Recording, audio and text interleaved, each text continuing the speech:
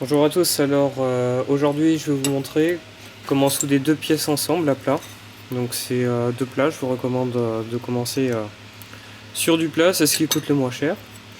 L'épaisseur ici est de 3 mm et j'ai blanchi déjà les pièces pour permettre la soudure. Concernant le choix du diamètre de l'électrode, il y a une petite règle assez simple, c'est que le diamètre de votre électrode doit être inférieur ou au maximum égal à l'épaisseur à souder. Donc là par exemple j'ai une épaisseur de 3.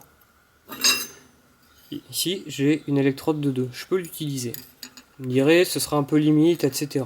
Mais moi je suis sûr de ne pas passer au travers. J'aurais pu avoir du 2,5 mais j'en ai pas. Et du 3,2 ça commence à être sacrément élevé et vous risquez en fait tout simplement percer lorsque vous allez souder. C'est ce qu'on appelle l'effondrement.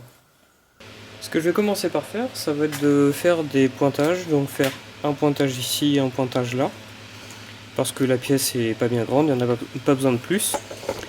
Et en fait, tout le problème, ça va être de faire contact avec, ici, les deux pièces.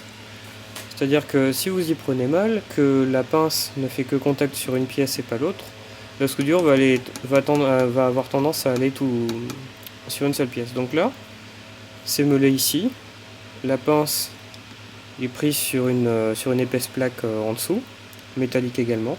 Donc là, je pense que le contact sera pas mal. Prenez également votre pièce martyre que vous mettez ici sur le côté, histoire d'amorcer un peu l'électrode et pouvoir pointer proprement sans coller ici sur la pièce. Je vais utiliser mon téléphone pour tenter de vous montrer ça. Donc avec un verre de soudeur ici tenu par deux élastiques. Normalement il y aura beaucoup moins de reflets qu'avec l'appareil photo ici que je me sers actuellement.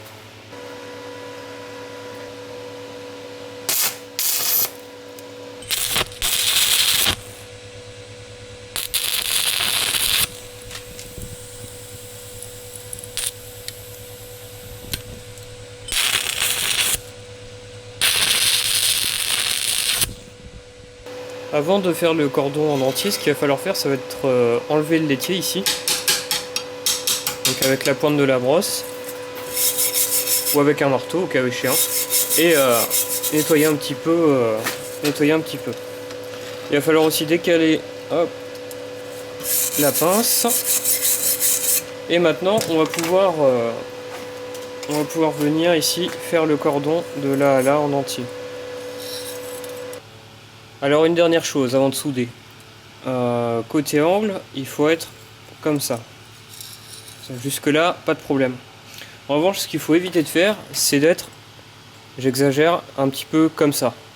C'est-à-dire que sinon, la pièce ici, au fond de l'image, va recevoir votre cordon de soudure, mais pas celle-là. Le but, c'est vraiment de les souder ensemble, d'essayer d'avoir un équilibre entre ici et là.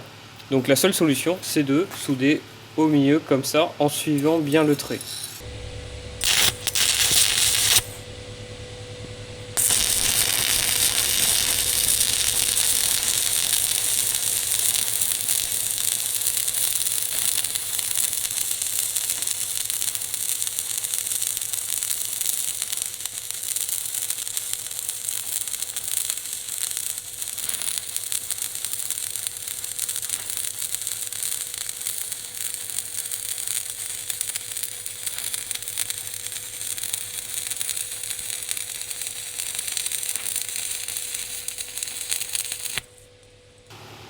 Alors c'est pas très facile de filmer, c'est-à-dire de tenir le téléphone à côté pendant de souder. Donc je pense que je suis un peu parti de travers, surtout au début, mais après je me suis rattrapé. On va regarder ça. Hop. En effet, au début, là ici, je suis un petit peu sur cette pièce, mais ça a quand même pris celle-là.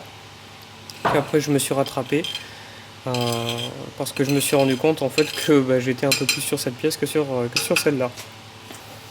Ici j'ai soudé donc mes deux pièces sans la caméra, c'est un peu plus facile là, sans tenir le téléphone.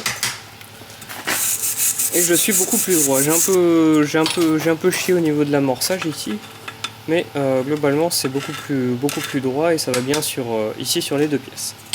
Et pour terminer, quelques petites astuces pour améliorer un petit peu le confort de soudure. Alors ça, c'est un ventilateur. Pourquoi je l'ai placé là? Parce qu'en fait, ça aspire l'air qui vient de ma soudure et va vers l'extérieur là-bas. Et ça permet d'éviter ainsi que les fumées stagnent et vous remontent un peu dans les poumons. Il doit bien y avoir 80% des fumées qui vont vers l'extérieur et viennent pas dans les poumons. Dernière petite astuce avant de vous quitter, c'est en fait ici, enfin c'est un conseil d'utilisation plutôt, c'est ici la cellule solaire. En fait, vous avez un petit panneau solaire ici sur votre cagoule. En fait, ça permet de recharger une batterie qui est à l'intérieur. Une petite batterie là qui est une pile bouton ou quoi que ce soit. Et il est assez difficile de la changer. Donc pour la maintenir en forme, ce que je vous conseille pendant l'hiver ou quoi que ce soit, c'est quand même de la laisser un minimum à la lumière. Alors c'est bien de vouloir la protéger, de la mettre, etc. dans un carton et de fermer le carton. Mais le problème c'est qu'il n'y a plus de lumière. Une fois que votre batterie sera vidée, ça fait comme une batterie de voiture, hein, si on la laisse dehors à geler, le problème c'est qu'après elle est inutilisable. Je vous remercie d'avoir regardé cette vidéo et je vous dis à une prochaine fois.